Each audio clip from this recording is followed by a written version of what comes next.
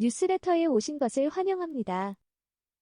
에도 한국인을 상대로 충격적인 만행을 저질렀습니다. 베트남은 한국인은 호구다라며 한국인을 상대로 충격적인 방법들을 동원해 돈을 뜯어내고 차별 대우를 하는데 도무지 믿기지 않는 일을 벌여 논란이 커지고 있습니다. 이에 대한민국 정부는 베트남에 결국 칼을 빼들었습니다.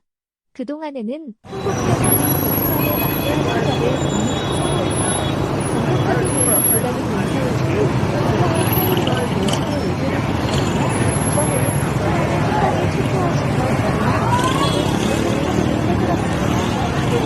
막대한 보복 조치를 상상도 하지 못했던 베트남은 결국 한국에 무릎을 꿇며 사죄하고 있는데요. 한국 정부는 이번 보복 조치를 절대 봐주지 않겠다며 더욱 막강한 반격을 가하고 있는데 지금부터의 놀라운 내용, 최고 수익률에서 여러분들에게 전해드리겠습니다. 베트남 관광산업의 최대 고객은 한국인입니다. 올해 1월부터 7월 사이에 베트남을 찾은 해외 관광객 통계를 보시면 한국인 비중이 압도적인 1위입니다. 한국인 수가 19만 6,500명으로 압도적인 1위에 미국인이 10만 명으로 이외에 중국인은 5만 명에 불과 있습니다. 한국인 수가 가장 많은 것도 많은 것이지만 1인당 소비도 한국인이 압도적으로 높았습니다.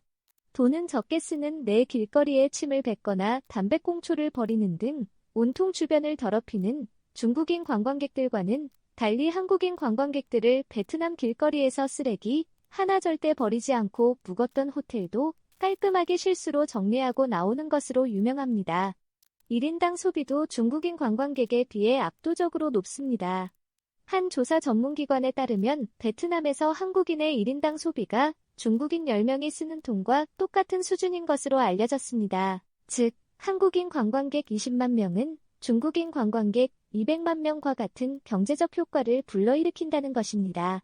그런데 이렇게 사실상 베트남 관광 산업 전체를 먹여 살린다고 봐도 과언이 아닌 한국인을 대상으로 베트남이 벌인 짓은 너무나도 충격적이었습니다.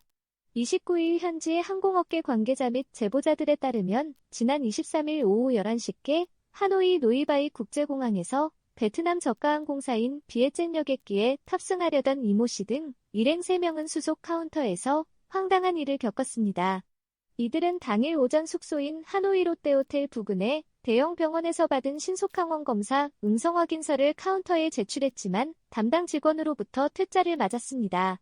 이들이 베트남 공항에 제출한 음성 확인서를 보시면 모든 것이 완벽합니다. 베트남 정부가 지정한 대형 병원에서 제대로 된 검사를 받았고 확실하게 네거티브 음성이라 명시되어 있습니다. 그런데도 베트남 공항 담당 직원은 한국인의 퇴짜를 놓으며 한국으로 돌아가는 비행기를 탈 수 없다는 충격적인 대답을 했습니다. 당시 이 직원은 인천 공항검역소에서 인정하지 않는 검사 방법이라고 이유를 대면서 내일 출발하는 여객기를 다시 이에 이씨 일행은 하노이 중심가의 병원에서 제대로 검사를 받고 수령한 음성 확인서라면서 강하게 항의했지만 해당 직원은 모르쇠로 일관했습니다. 여기까지도 너무나 충격적인데요. 결국 한국인 여행객들은 체념한 채 베트남 항공사 직원이 알려준 대로 발권 오피스로 갔다가 갑자기 접근해온 현지인 브로커로부터 수상한 제안을 받았습니다. 브로커는 이렇게 돈을 주면 음성 확인서를 받아서 예정대로 여객기에 탑승할 수 있게 해주겠다고 말이죠. 그러면서 브로커는 1인당 검사비조로 100만 동에 택시비 100만 동 등 총 400만 도 23만 원을 요구했습니다. 당초 검사를 받았던 하노이 시내 패밀리 메디컬 병원에 낸 비용은 1인당 35만 동. 우리 돈으로 2만 원에 불과했는데 이보다 10배 이상 많은 금액을 달라고 요구한 것입니다. 또 대한항공도 이 병원에서 발급한 음성 확인서를 인정한다는 사실을 알고 있었지만 조급한 마음에 어쩔 수 없이 브로커에 이끌려 택시를 타고 다른 검사소로 향했습니다. 결국 이들은 이곳에서 검사를 받고 음성 확인서를 받은 뒤에 공항으로 돌아와 여객기에 탑승했습니다. 자, 그런데 확인 결과 1인당 검사 비용은 15만 동에 불과했습니다. 브로커는 자신의 몫으로 85만 동시에 챙긴 것으로 드러났습니다.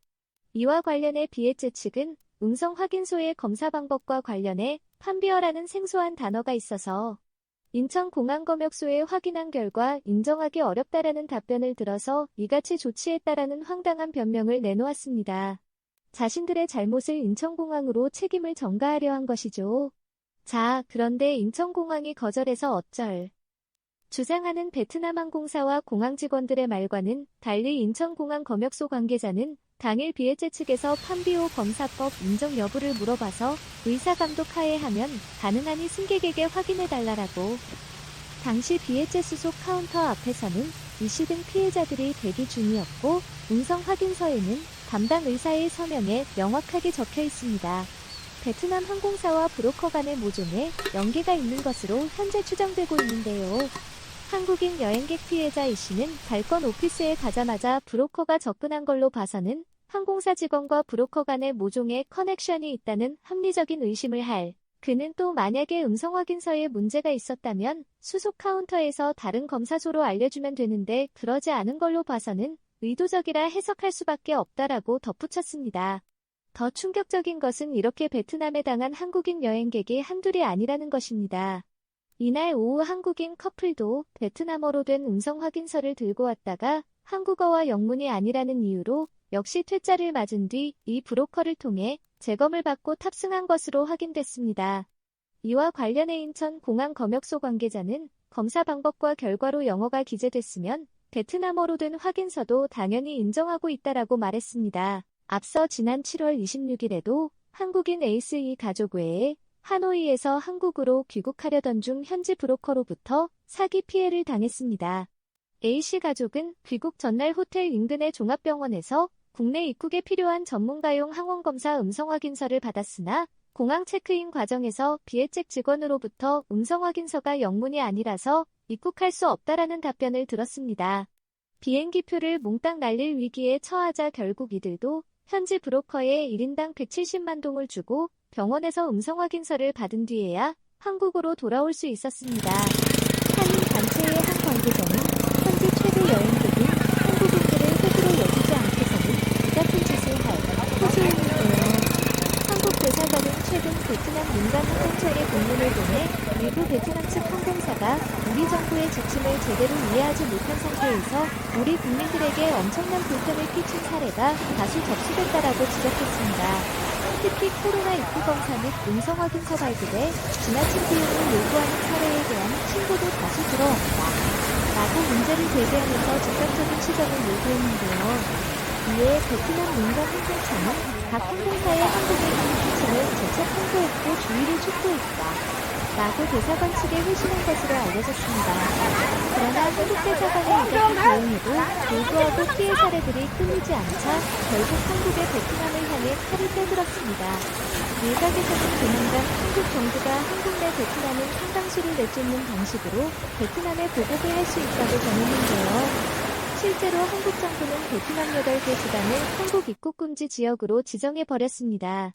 베트남 하이조, 하띠눈예, 한판화 등에서 사는 베트남인들은 이제 한국에 악에 올 수 없도록 막아버린 것인데요. 이에 대해 베트남인들은 한국 너무하다, 한국이 선을 넘었다 등의 막말을 퍼붓고 있습니다.